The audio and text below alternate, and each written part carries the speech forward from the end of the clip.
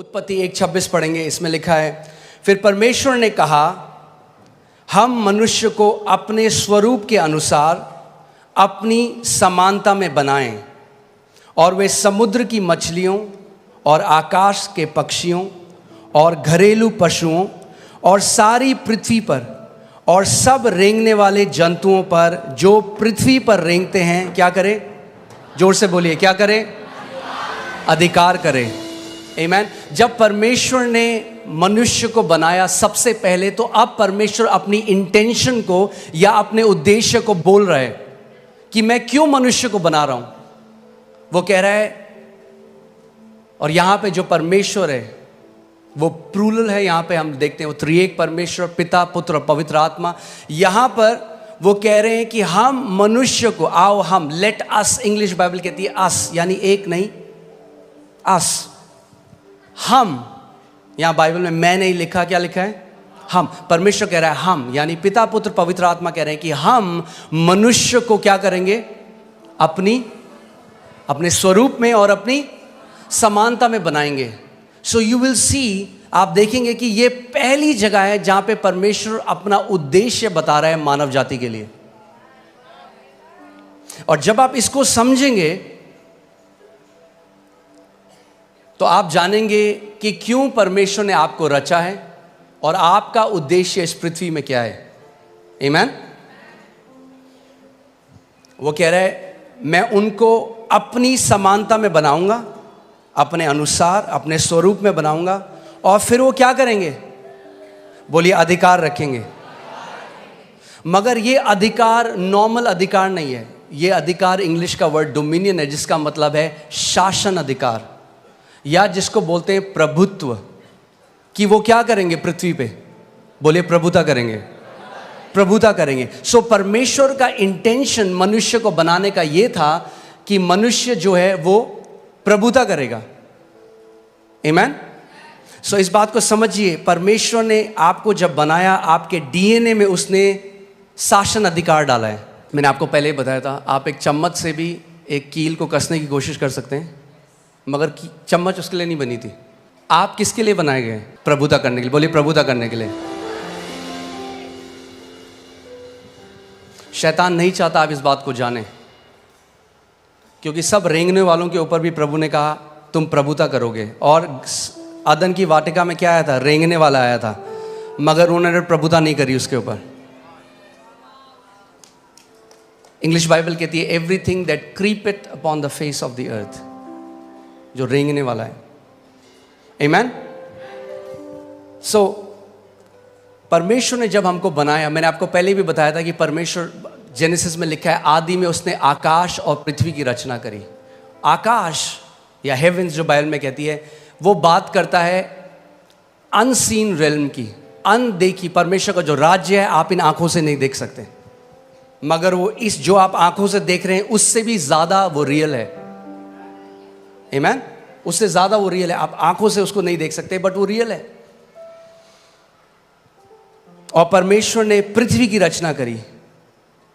और परमेश्वर ने जब मनुष्य को बनाया तो क्या किया? सबसे पहले जब उसने मनुष्य को बनाया, बाकी सब चीज़ों को जो उसने बनाया अपने मुंह के वचन के द्वारा बनाया, मगर जब उसने मनुष्य को बनाया तो उसने उसको कैसे बनाया?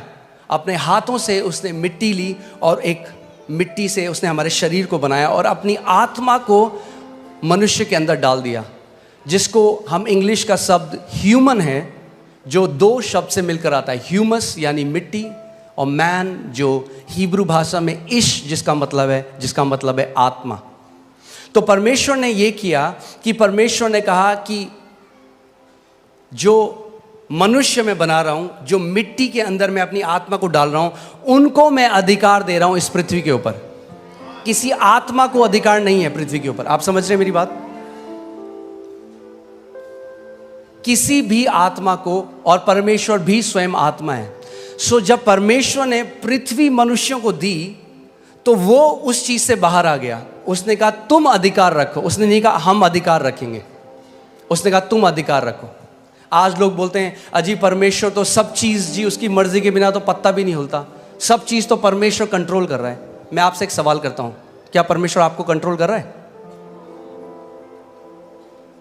आप कंट्रोल हुए आज तक परमेश्वर से? और अगर हम परमेश्वर के कंट्रोल में नहीं है तो कैसे हम कह रहे हैं बाकी सब कुछ वो कंट्रोल कर रहा है?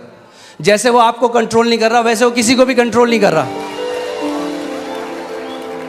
अगर परमेश्वर कंट्रोल करना चाहता तो मनुष्य को शासन अधिकार देता ही नहीं।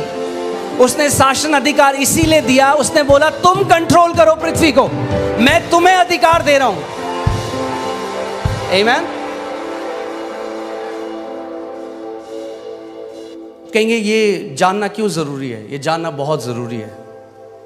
अगर ये आप नहीं जानेंगे, यद्यपि आप पुत्र हैं, एक दास की तरह जीवन को जिएंगे। जो मसीह यीशु ने हमारे लिए मिराज छोड़ी है, जो इतनी महान है, इतनी ग्रेट है, आप कभी उस तक पहुंच नहीं पाएंगे। आमीन। इसीलिए हमें जानना है कि क्यों परमेश्वर ने हमें बनाया, हमारी सृष्टि करी और कैसे हम उस अधिकार में चल सकते हैं। आमीन। परमेश्वर ने आदम को बनाया, मगर सबसे पहले हमें देखना है कि आदम को परमेश्वर ने क्या बनाया था।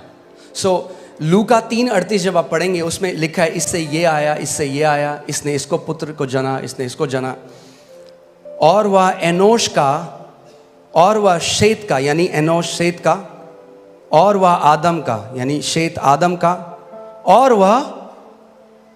वह पढ़िए परमेश्वर का पुत्र था। तो आदम कौन था?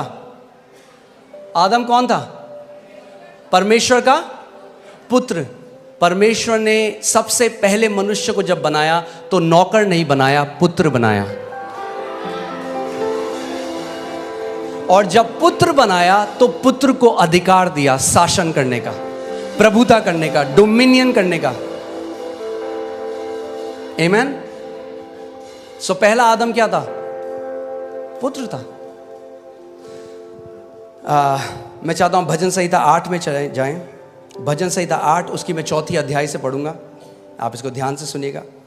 तो फिर मनुष्य क्या है कि तू उसका स्मरण रखे, और आदमी क्या है कि तू उसकी सुधि ले,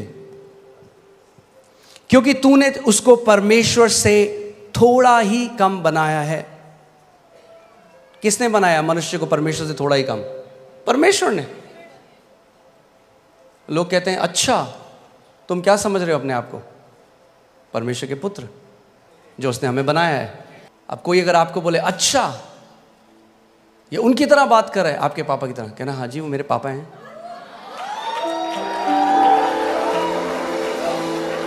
आमीन।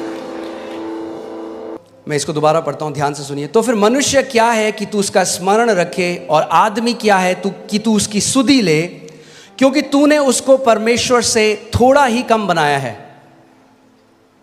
थोड़ा ही कम बनाया है। आमीन। हालेलुया।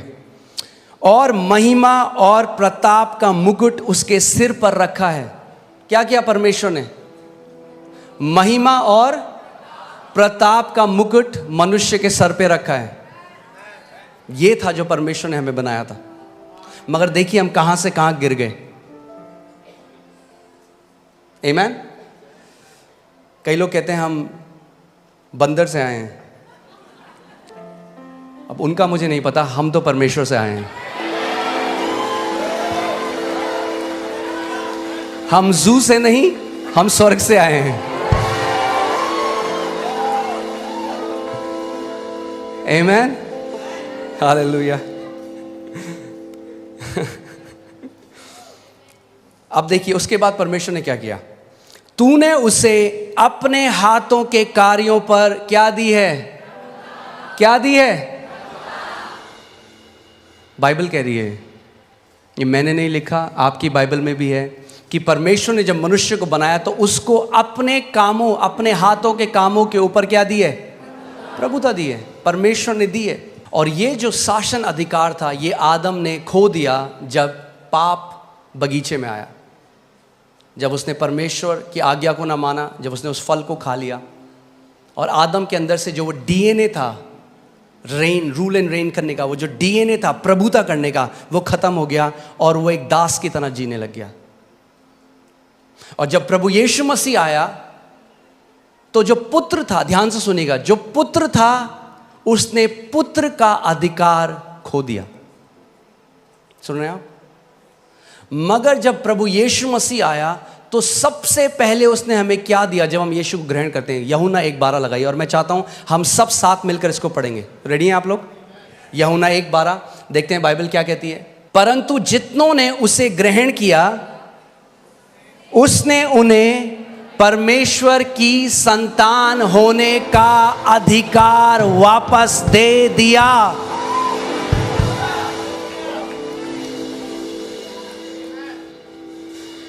क्या दिया उसने आपको? अगर आपने यीशु को ग्रहण किया तो उसने आपको क्या किया? पुत्र का अधिकार दिया, यानी पुत्रों के लिए अधिकार है यीशु मसीह के नाम में। अगर आप पुत्र हैं तो आपके लिए अधिकार है, और अगर आपके लिए अधिकार है तो परमेश्वर चाहता है कि आप एक अधिकारी की तरह इस दुनिया में जिए। देखो मैंने तुम्हें सांपों को और बिच्छुओं को रौंदने का, हालेलुया, परमेश्वर ने पूरे चर्च को, अपनी देह को, जो परमेश्वर की संतान है, उनको सांपों और बिच्छुओं को रौंदने का अधिकार दे दिया। मगर अगर आपने उस अधिकार को लिया नहीं तो जिंदगी भर दुष्ट आत्मा आपको फुटबॉल बना के रखेंगे। तो वेट मत करिए डोमिनियन में बढ़ने का कि जब तक आपको कोई ऐसी न्यूज़ ना आ जाए कि भाई कोई बहुत भयंकर बीमारी हो गई है। अगर हम जुखाम में प्रभुता नहीं कर पाए, छोटे से सरदर्द में प्रभुता नहीं कर पाए, तो बड़े में भी नहीं कर पाएंगे। छोटे से शुरू करना शुरू करिए।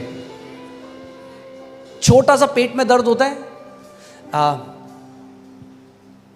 जब भी कोई बीमारी आती है ना, उससे पहले बोलते हैं प्रिलिमिनरी, क्या बोलते हैं, ऐसे कुछ बोलते हैं, सिम्टम या लक्षण आते हैं। पहले आपको पता लग जाता है बुखार आने वाला है, आपके मुझे थोड़ा हरारत हो रही है।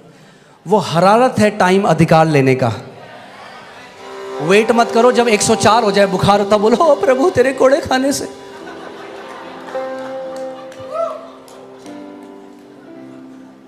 आपने देखा है कभी आपकी, फिर से वही उदाहरण दे रहा हूँ, आपके कपड़ों में कोई दाग लग गया या कोई इंक लग गई, उसी टाइम बहते पानी के नीचे डालिए, एकदम निकल जाएगा। उसको छोड़ दीजिए 2 हफ्ते, अब आप रगड़ें, अब बोले यीशु के नाम में, यीशु के नाम में। अगर जैसे ही लक्षण लगे खड़े हो जाओ, बोलो in the name of Jesus, शैतान मैं तुझे अनुमति नहीं देता मेरे शरीर को छूने की।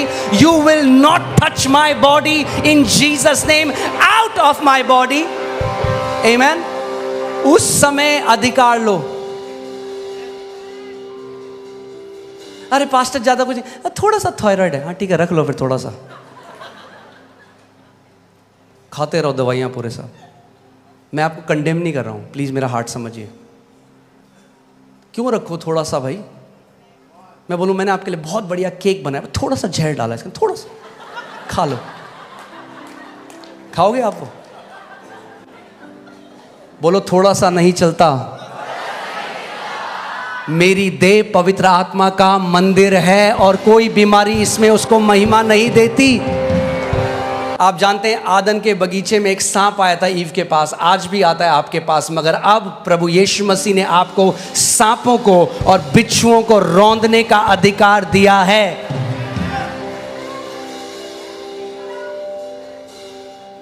बोलो मेरे पास अधिकार है सांपों और बिच्छुओं को रौंदने का।